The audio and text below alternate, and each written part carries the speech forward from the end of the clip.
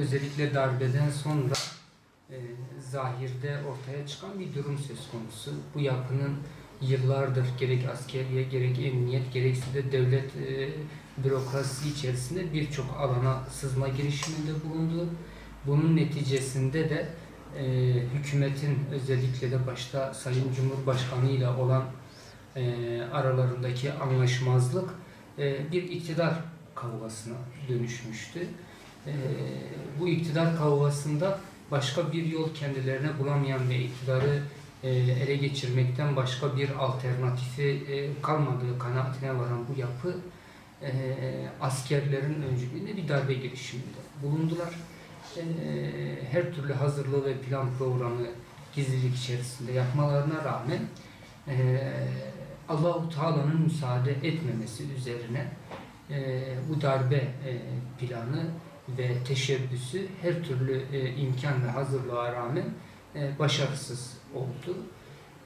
Yani biz şunu söyleyebiliyoruz, Allah-u Teala'nın gerçekten müsaade etmemesidir. Allah'ın rızasının dışında başka bir rızaya yönelme mi ya da başka amaçlar için yapmaya kalkışmaları mı veyahut da özellikle 2006 Oslo sürecinden sonra gerek hükümet gerekse de hükümetin dışında devlet erki içerisinde yer alan sivil toplum kuruluşları, özellikle de İslami cemaatler, tarikatlar, bunun dışında birçok ticari şirket veyahut da şahıslara yönelik ticari ilişkilerine yönelik yapılan gayretullah'a dokunan işler bu yapının maalesef teşkilat yapısındaki bir grup tarafından icra edildi. Birçok insana yönelik çeşitli komplolar yapılarak gayri İslami ve gayri insani muameleler yapıldı.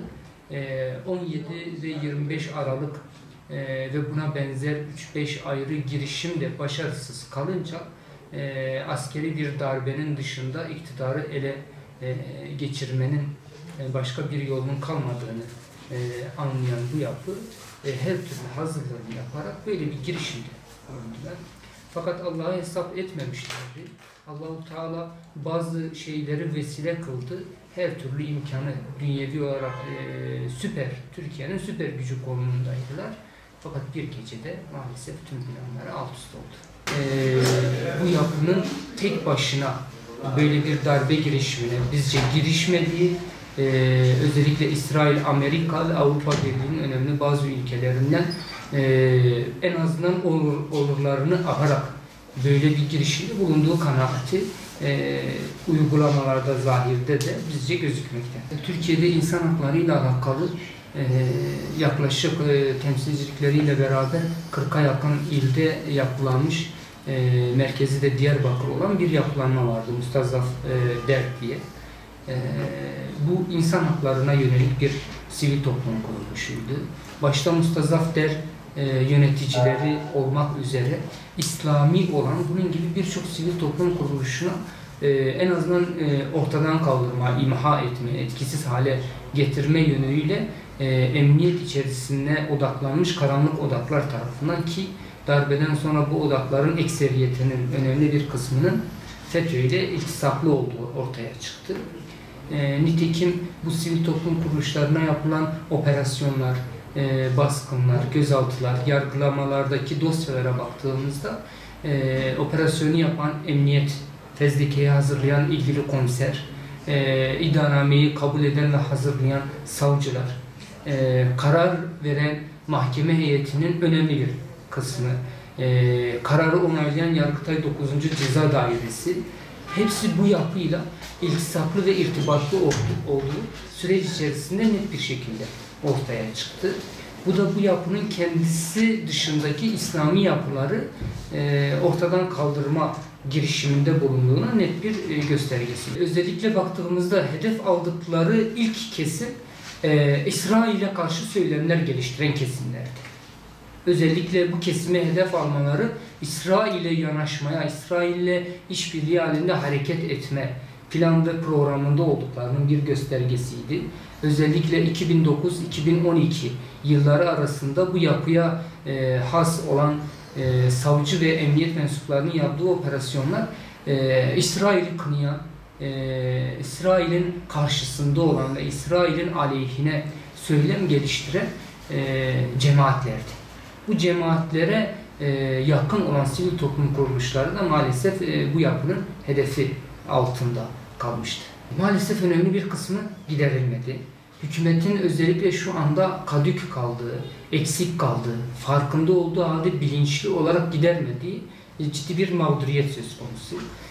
Örneğin basında çokça yer alan İhya Der dosyası gibi veyahut da Adıyaman Vahdetler dosyası gibi buralarda yargılananlar kimisi 6,5 yıl, kimisi 4 yıl, kimisi 4 yıl 8 ay cezaevi yattı.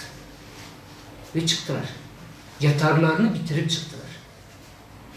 Adana'daki sivil toplum kuruluşları herkese cezalarını yatıp çıkıp bitirdiler. 4 yıl 8 ay fiili olarak cezaevinde yattılar ve çıktılar. Bunun dışında böyle yargılanıp ceza verilen ve mağdur olduğu halde hükümet el atıp bu yapı sizi mağdur etmişti, mağdur ettiği de net bir şekilde ortadadır deyip el atarak bir girişimde bulunmadı. Maalesef bu ciddi bir durumdur. Adalet ve Kalkınma Partisi'nin başı adaletle başlıyor. Bu adalet henüz tesis edilmiş değil. Yani bu adalet kavramı var ama içi maalesef henüz boş. Bu boşluk hala doldurulmuş değil. Dönemin Adalet Bakanı, o dönemin Bekir Bozdağ'ın buna yönelik bir cümlesi vardı. Diyordu ki hukuk tıkanır. Ya adaleti tesis etmek için hukuk değil, ne tıkanıyorsa tıkansın. Aksi takdirde sistem olarak, yönetim olarak, hükümet olarak siz tıkanacaksınız. Adalet tesis etme yolunda yola çıktığınız partiniz tıkanacak.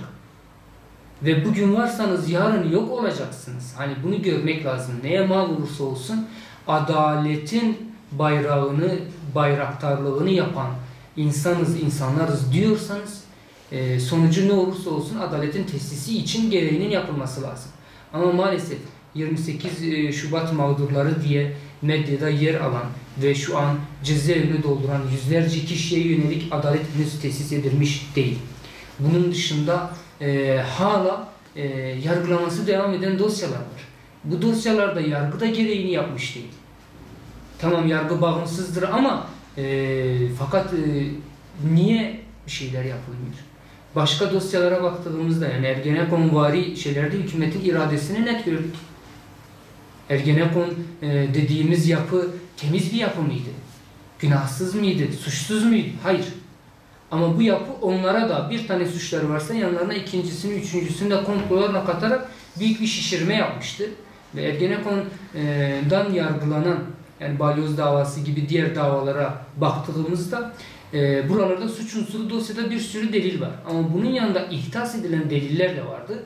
Bu ihtas edilen delillerden dolayı bu dosyalar da aklanmaya gidildi ve dosyalar kapatıldı.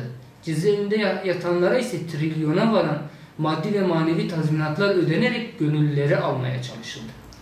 Ama camiye gidip Kur'an dersi verdiği için ya da çıkıp hakkı haykırdığı için ya da dine, Allah'a ve peygambere karşı yapılan bir fiiliyattan dolayı bunların karşısına dikilip sen benim peygamberime dil uzatamazsın dediğinden dolayı yargılanan insanlar, bunların maalesef gidip elleri bile tutulmadı. Sivas davası. Sayın Cumhurbaşkanı daha başbakan olmadan önce Sivas mağdurlarını Sivas'ta cezaevinde olanların ailelerini ziyaret ettiği dönemi hatırlıyor. Eşlerine verdiği sözleri hatırlıyor. Maalesef o sözler ya unutulmuş ya da daha zamanı değil diye bekletiliyor. Ama hayat geçiyor. Yani Sivas davasının üzerinden geçenlerde yıl dönümüydü. Onlarca yıl geçti ve maalesef yargı eliyle yargısız infaz edilme durumu söz konusu olmuştu. O dönemin şartlarında yargı eliyle infaz edildi bunlar. Ömür boyu cezaevine tıkıldılar. Bunlara yönelik yeniden yargılama talepleri bile maalesef hükümetin içerisindeki bazı karanlık odaklar demek istiyorum. Eliyle bu hala engellenmeye devam ediyor. Şimdi geçmiş dönemlere, geçmiş kavimlerin yaşadıklarına bakalım. Yani zulüm asla baki kalmamıştır. Yani sen elinde bir imkan varsa adaleti yani mazlumun hakkını alma iradesi ve gücü sende varsa ve sen bunu yerine getirmiyorsan, yapmıyorsan sen de zulmeden konumundasın. Yani zalim değilken zalim olma durumu söz konusudur, Allah muhafaza. Bu çok tehlikeli bir durumdur. Yani bunu bu yönüyle özellikle Sayın Cumhurbaşkanı'na ve yeni kurulan Bakanlar Kurulu'na ve ardından da mecliste çalışmaya başlayan 600 tane milletvekili milletin adına sorumludur. Bunların hepsini hatırlatmak lazım. Dosyaların ele alınması lazım. Ortada bir suç varsa kimden gelirse gelsin, kim yapmışsa yapsın, bunun karşılığının verilmesi lazım. Ama ortada bir suç yoksa, bir mağduriyet varsa bu mağduriyetlerin bir gün bile geciktirilmemesi lazım. Adaletin tesisi böyle olur. Aksi takdirde yanlışlar yanlışları doğurur. Ve biriken yanlışlıklar maalesef Allah muhafaza. Yani örneğin Fethullah Gülen yapısı diyoruz, FETÖ yapısı diyoruz. 40 yıllık bir çalışma, bakın bir gecede Allah-u Teala alaşağı etti.